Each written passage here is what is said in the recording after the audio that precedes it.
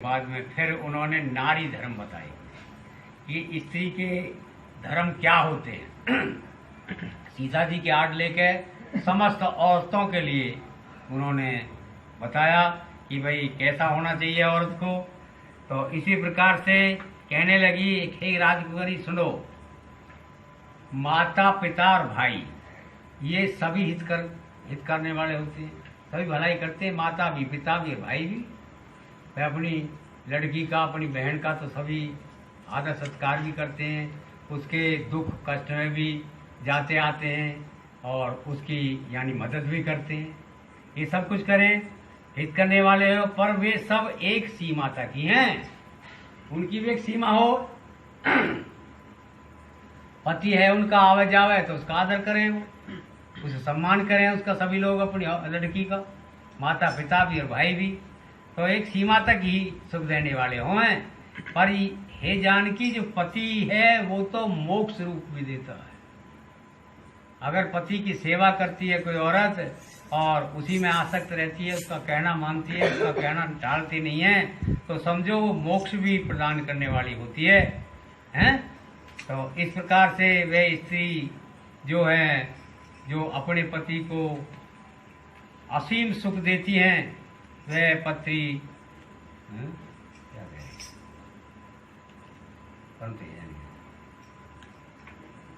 अच्छा, जो अपने पति की ऐसी सेवा नहीं करती, वो ये समझो बड़ी अधम होती है।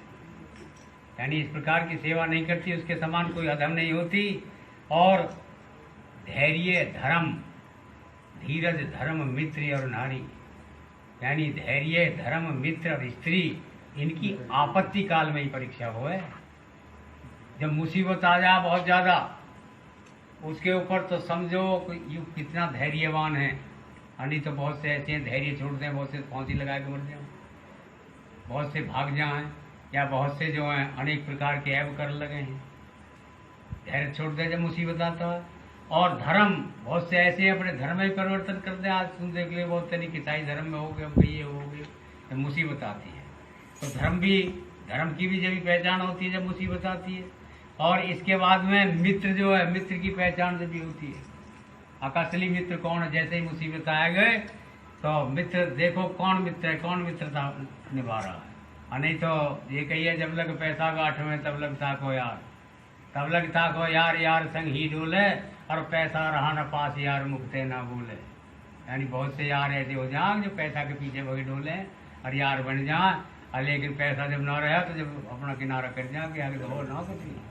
और एक स्त्री की भी पहचान जब ही होगी जब मुसीबत पड़ेगी।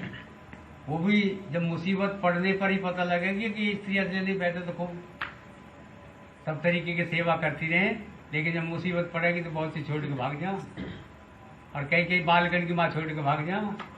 हैं, जब मुसीबत पड़ेगा क्या बनाओ तो मेरा कुछ नहीं। तो इस प्रकार स्त्री की भी पहचान जब होती है जब यानी उस पर मुसीबत आपत्ति आ जाती है, हैं? तो अब उसके कह रहे हैं कि पति जो है वो कैसा ही हो, लेकिन वो त्यागने योग्य नहीं होता। कैसे होना चाहिए? चाहे तो बूढ़ा हो, यानी बहुत से ऐसे भी तो बूढ़े हुए आते हैं, चाहे रोगी हो, बहुत से ऐसे हो जीवन भर रोगी रहे। कितने ही आजकल भी देख लेते होंगे, वे शुरू से ही जब से ब्याह हो और आखिर तक रोगी रहे। और भैया मूर्ख भी हो, कहें कुछ करें कुछ, निर्धन हो, बड़े गरीब हो गए, अंधे भी हो गए, बहुत से अंधे हो जाए, बीच में भी हो जाए अंधे, और भैया बहरे भी हो जाए, क्रोधी भी, बड़े क्रोध करने वाले भी हो गए, और बड़े भारी दीन भी हो गए। पर ऐसे भी पति अपमान करने के योग्य नहीं होते।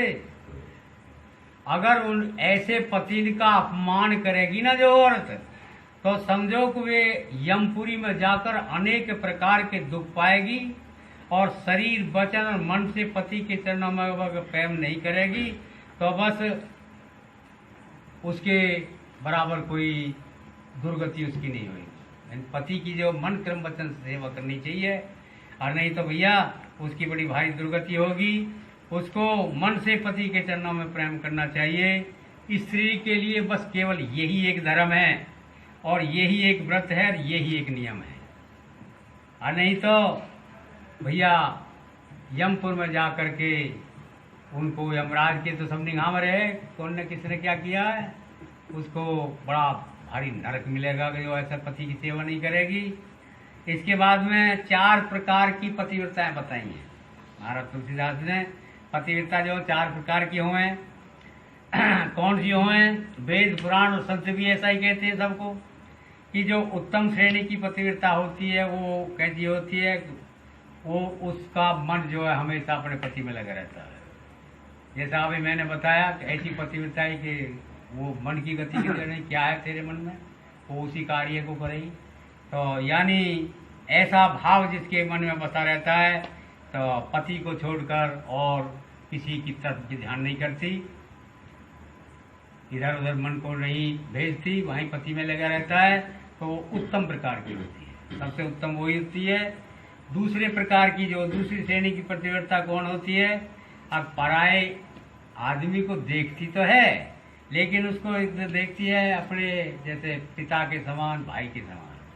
बड़ा होगा उसको पिता के समान, बराबर को होगा उसको भाई के समान।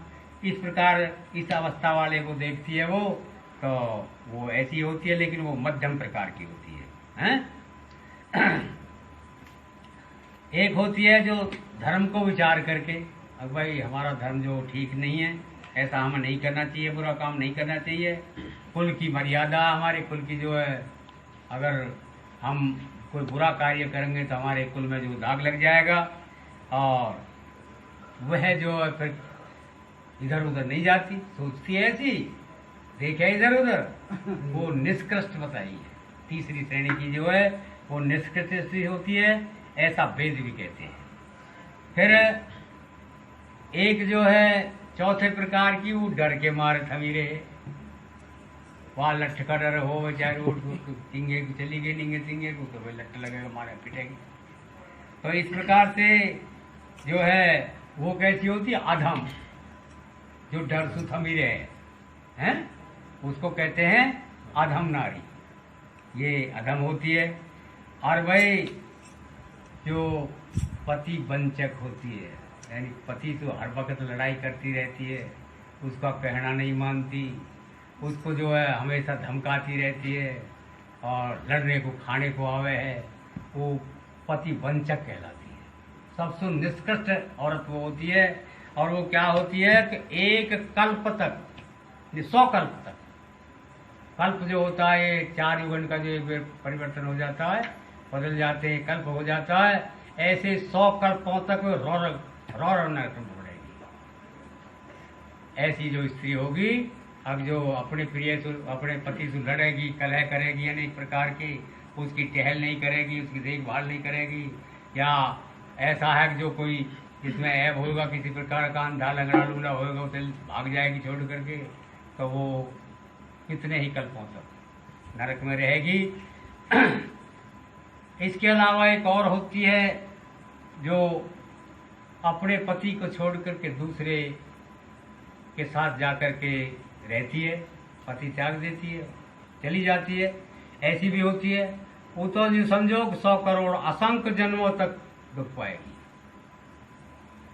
वो जो ऐसी और सबसे भी ज्यादा बुरी होती है, कलह करने वाली से भी ज्यादा बुरी होती है वो जो अपने पति को छोड़कर दूसरे के पास चली जाती है। तो वो तो ये समझो, ये अनसैया जी कह रहे, सीता जी को समझा रही है, और उनका तो एक ऑर्डर लेकर के अन्य औरतों को जो है, जो औरत हैं उनके लिए कह रही हैं, वो समझो कि वो तो असंख्य करोड़ों जन्मों तक दुख पाती हैं और उनके समान कोई दुष्टा नहीं होती।